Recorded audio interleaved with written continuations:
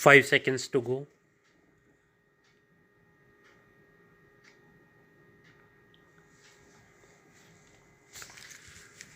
Start.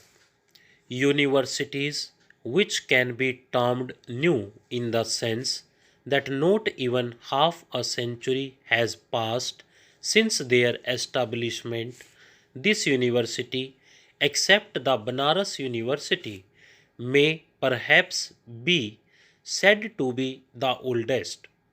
But it was only a little time ago that it assumed its present form, and from that point of view, it may be said to be the youngest of the new universities. Naturally, its traditions have not yet become so rigid as to make it difficult for it to move in any direction it chooses for itself. I therefore expect it to maintain a system of education which would enable it to fulfill all the purposes which education has in the life of man.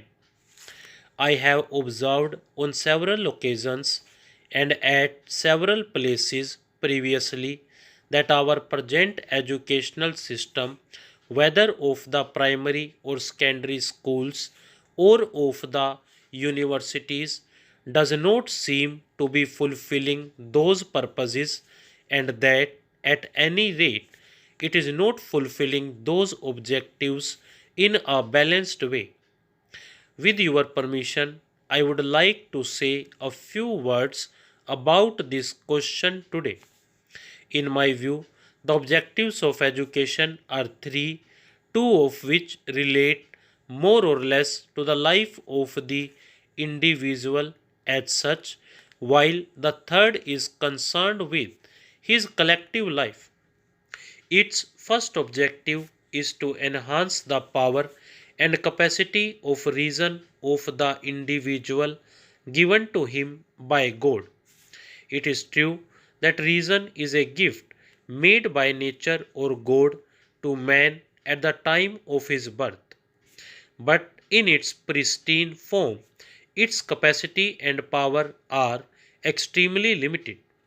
If a person were to be left to depend on his untutored reason alone, he would not be able to use it for any good to himself or to his fellows due to severe limitations of space and time.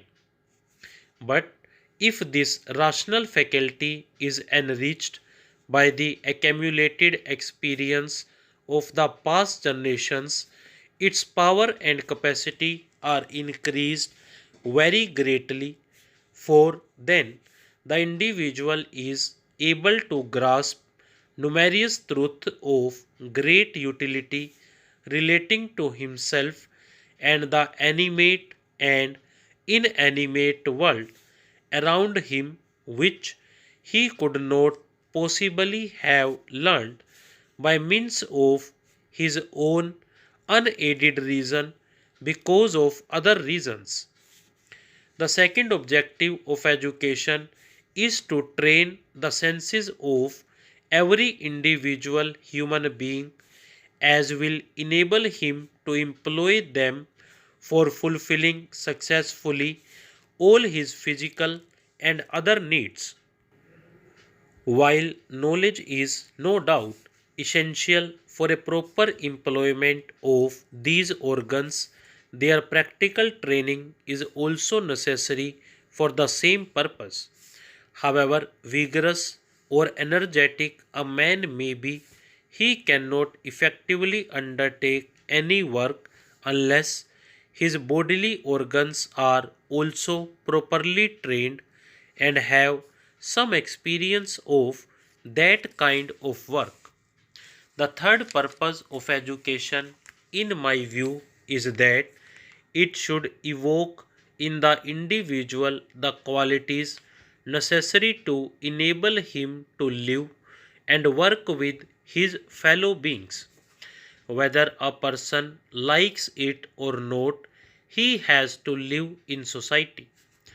No one can wholly retire from the world and live in an isolated cottage of his own. The life of complete solitude is nothing but a beautiful fancy of the poet. It is not and cannot be a fact of life. It is possible that an individual may live in solitude for a little time, but he cannot do so for all his life.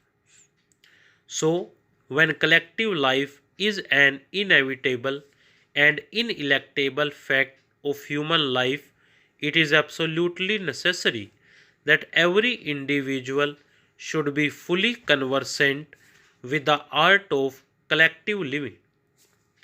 In the ages gone by, when the scale of collective life was quite limited and when economic processes had not become highly concentrated, there was no great necessity for an organized effort to achieve these three objectives or to maintain at every instant a balance amongst them.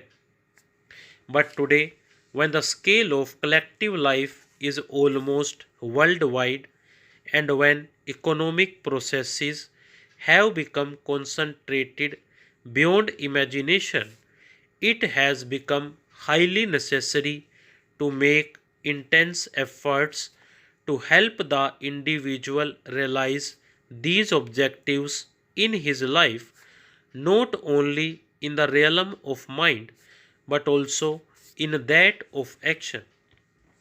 So it is that in the past few decades, people have been feeling in all parts of the world the necessity for a fundamental change in the educational system inherited by them from the past.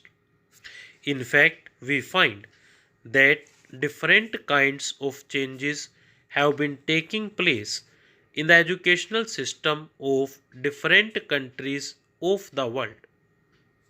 I would not be wrong if I say that in the educational sphere also a revolution has been taking place similar to that which has taken place in the economic and political spheres in our country and especially in the state of Bihar. Unfortunately, there has been no such far reaching change in the sphere of better education. Stop.